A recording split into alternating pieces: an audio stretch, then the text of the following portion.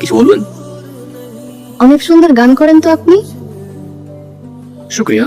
আর কিছু? আমি না ঘুরে পেঁচায় কথা বলতে পারি না। আচ্ছা, তারপর? আমার না আপনাকে ভালো লাগছে। তো কি করতে হবে এখন? আপনি আমার রূপকথার রাজপুত্র হবেন। কেন? আপাতত ফ্রেন্ডশিপ করতে পারেন। ফ্রেন্ডশিপ করে কি হবে? আপনি আমার রাজপুত্র হবেন আর আমি আপনার রাজকন্যা। ভাইয়া আপনারা কিছু মনে করেন না তো, আমার বান্ধবীর স্কুল একটু ঢিলা আছে। এই চল তো তুই গান। আমি না এতদিন ঠিক বুঝতাম না তুই তোর মিউজিক নিয়ে তো প্যাশনেট কেন। আজকে বুঝলাম বন্ধু। খুব ভালো বুঝছেন, ধন্যবাদ, অ্যাপ্রিসিয়েট ইট। ও তো শোন না, আপনি আমার রূপকথা রাজপুত্র হবেন। আরে না না, আপনি আমার রাজপুত্র হবেন আর আমি আপনার রাজকন্যা। আরে থাম না ব্রো। হাই রাজপুত্র। Hello, what's up? এই তো, আপনার কি অবস্থা? এই তো আলহামদুলিল্লাহ। আপনার নামটা যেন কি? ভুলে গেছি। আমি মেবি আপনাকে আমার নাম কখনো বলি নাই। উপস, মাই যায়। যাই হোক, আমি রোহান। আপনি? আমি তারা। তারা?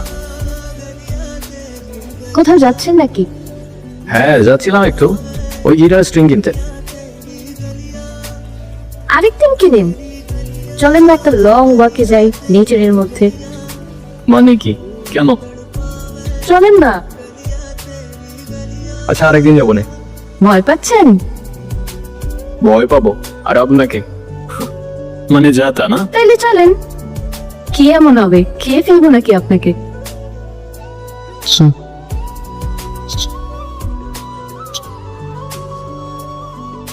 আপনার ভয়েসটা কিন্তু মাশাআল্লাহ। কিন্তু আপনি কি সারাক্ষণ এই গিটারটা নিয়ে ঘুরঘুর করেন?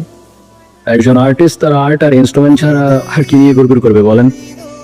তবে সত্যি বলতে এই গিটারটা একটু স্পেশাল। আমার যখন 6 বছর বয়স, আমার জন্মদিনে আমার বাবা গিফট করছিল এটা। এমনিতে আপনার ক্যারিয়ার নিয়ে প্ল্যান কি? মিউজিক। আচ্ছা, আর ব্যাকআপ প্ল্যান? মিউজিক? আপনি আপনার প্যাশন নিয়ে অনেক সিরিয়াস মনে হচ্ছে। প্যাশন বাদ দাও, মিউজিকের বাইরে তো আমার কোনো লাইফই নাই। জাস্ট লাইফই নাই, বুঝছো? আচ্ছা, তারপরেও সাপোজ যদি কখনো মিউজিক ছেড়ে দিতে হয়, তখন কি করবেন?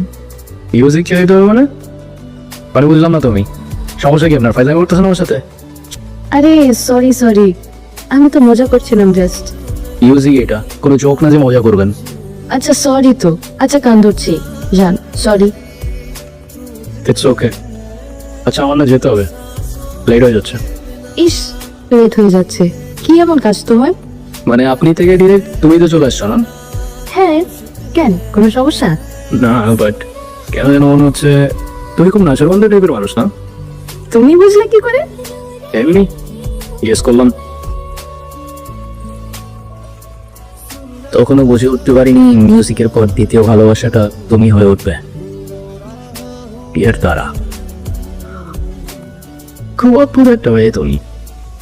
মনে হচ্ছিল আমার সেই রূপকথার কল্পটার রাজকন্যা যেন ও তোমার মতোই দেখতে। এক পা দুপা হাঁটতে হাঁটতে প্রথমে ভালো লাগা, এরপর ভালোবাসা, তারপরে অভ্যাস।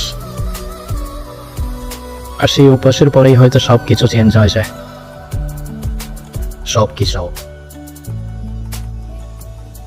আচ্ছা তোর কথা বল, আমি ওই দিকটাতে আসি।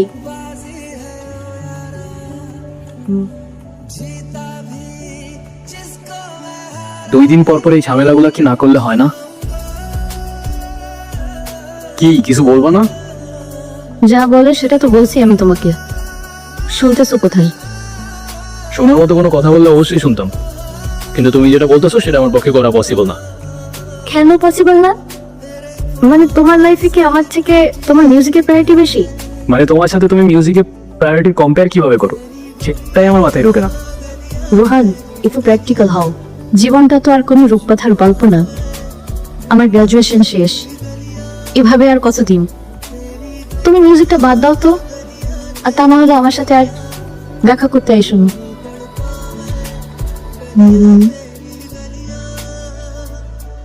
রোহান,